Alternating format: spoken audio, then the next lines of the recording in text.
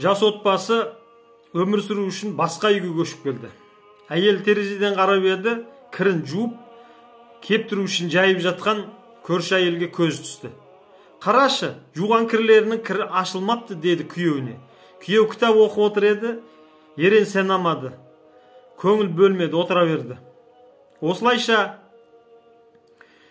жуған кірінің кірі ашылмапты, кір жуу білмей ма, кір жууды үйретіп қою керек па деген сияқты сөздер әр күні жалғаса берді. Күндердің бір күнінде тағы терезеден қарап еді, әйел айғай салды. Ой, сұмдық-ай, бүгін жуған кірлері тап-таза. Мына әйел, көрші әйел, кір жуғанды үйренген құшайды, деді. Сонда күйеуі: мен ертерек тұрып, біздің терезелердің әйнегін сүртіп қойдым, деді.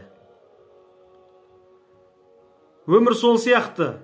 Ең маңыздысы, біз болып жатқан нәрселерге қандай әйнектен, қандай терезеден қараймыз.